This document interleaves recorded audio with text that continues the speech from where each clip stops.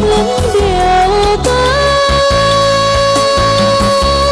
Tiếng ngựa hí lời khen ai, mây dâng mờ đường xuống chợ đẹp mãi đây.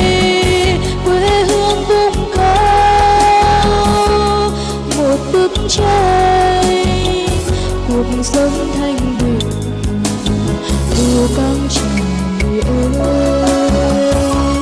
Yêu tha thiết sắc áo tràm quê hương, xanh trong xanh rừng núi.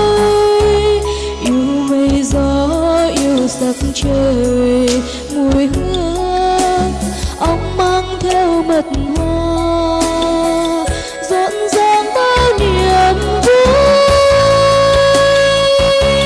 Tiếng rừng núi hòa lời ca, quê hương mình đẹp mơ mộng bừng sáng lên.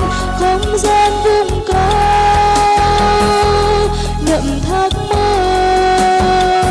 nói lời ước hẹn dù căng trời ơi.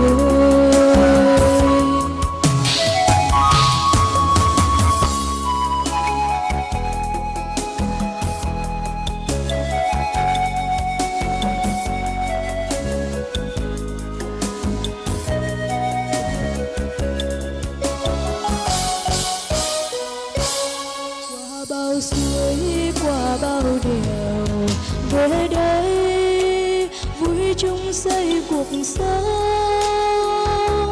Yêu câu hát yêu tiếng khen người mong, như bông hoa mùa xuân từ miền xuôi về đây.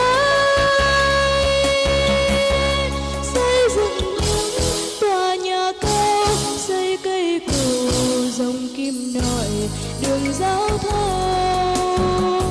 Thanh thang ngược suối điện thắp lên, sáng cùng sao trời mù căng trời ơi. Sao mà yêu thế nhịp cầu kim nội, ánh điện lung linh đôi bờ kim nội, nghĩa tình quê hương.